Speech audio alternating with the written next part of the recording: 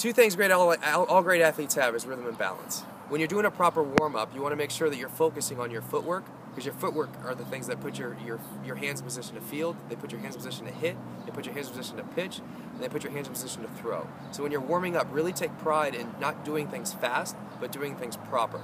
When you're doing your high knees, make sure your hands are pumping forward, hip pocket to eye socket.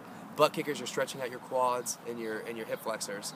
And your side shovels, you're not going up and down, you're staying on the same level, and you're staying on the balls of your feet. Your cariokas, your grapevines, make sure you stay on the balls of your feet and you're going in straight lines. Your back pedal, chest over the toes, and going straight back. That kind of stuff. And then, do you want to go into just like a throwing program? Let's do it. Very important. When you have your ball, you always want to use 4 seams. Okay, 4 seams is always across the big horseshoe here or across the U. You always want to keep that ball in your finger pads so you have less surface area touching the ball. What you want to create is called an open C. The more airflow in between here, the more velocity you can generate. The ball should be very softly in your fingertips, and the thumb should be placed directly beneath the ball in between your 2 fingers. So if you take the ball out, your thumb should go in between those 2 fingers. If your hands are a little bit smaller, you can use 3 fingers. You still use the finger pads, you still have your open C. Your thumb is still below the ball, but when you take the ball out, now the thumb goes to the middle finger.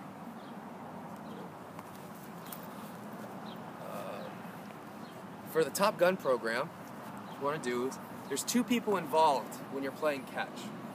When you're playing catch, there's a thrower and there's a receiver. For the Top Gun program, what you want to do for step 1 is get in a good athletic position. The receiver should always give their target or their partner a good target, 2 hands out in front, expecting a bad throw. So that when a good throw comes, it's easy, but when a bad throw comes, they're expecting it and they can make adjustments. Now the thrower, we're going to have our elbow even with our shoulder here. We want to make sure that the palm is flat towards our target and that we just use our wrist to let that ball roll off of our fingertips. So when we're here, that ball rolls off and you finish, follow through out in front, almost like you're shooting a basket. So if we're here, elbow even with the shoulder, thumb underneath the ball, palm flat to your target, let that ball roll off your fingertips. Step 2, what we want to do is create a power position.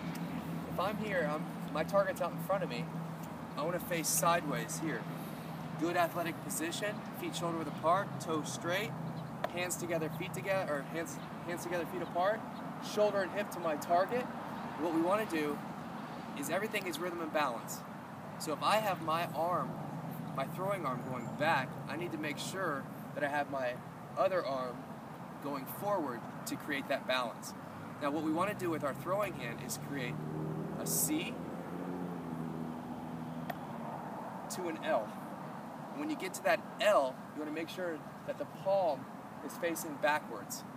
The reason you want the palm facing backwards, because if I come here, opposite and equal, and the palm is facing forward, and I rotate my hips and come forward, my hand is now on the side of that ball and it's going to come out across my body. But if I get here, and I go C to L, opposite and equal, elbow to target, and I see the back of my hand, and I rotate, now the ball is going to come out and forward, and that hip rotation brings my release point forward, and I can get my 4-seam rotation coming out in front.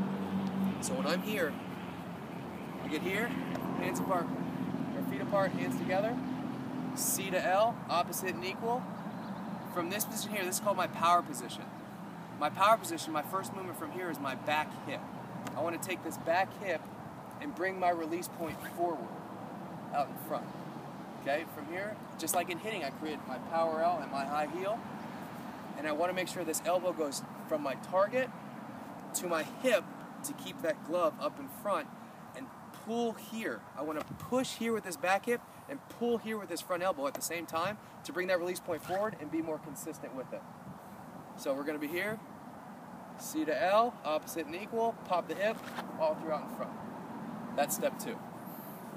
Step 3, we're going to start in the same power position with our legs.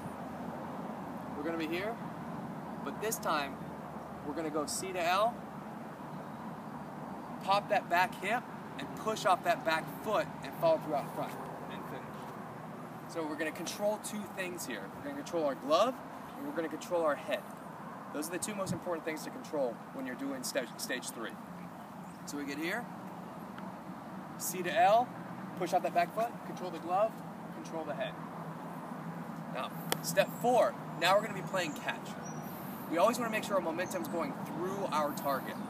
The way we do that, like I said before, our footwork, our feet put our hands in position to throw. So what we're going to do is we're going to take 2 steps. We want to practice the way we play.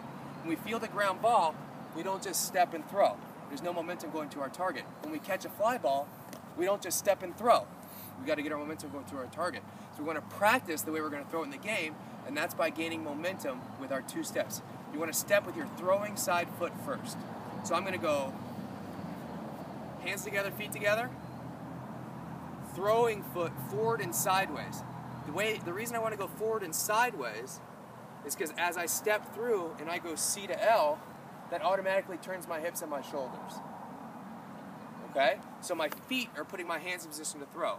So I like to keep everything in like a dance. It's a rhythm, right? Rhythm and balance make great athletes. So it's always a 3 count for me. A 1, 2, 3. So if I'm taking 2 steps, right foot forward and sideways, that's the 1. As my left foot comes through, my hands separate. C to L. By the time that foot lands, I'm now in my power position. The same position I was in steps 2 and 3. So every step that we used, we make sure that we use the steps we did before.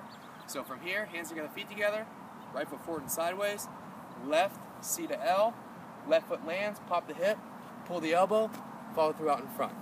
So now, if I continue to practice this way, on a 3 count, 1, 2, 3, everything's following through out in front.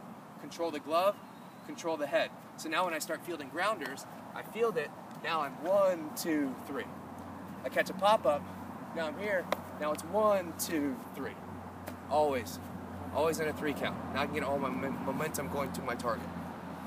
All right. Go ahead, stop.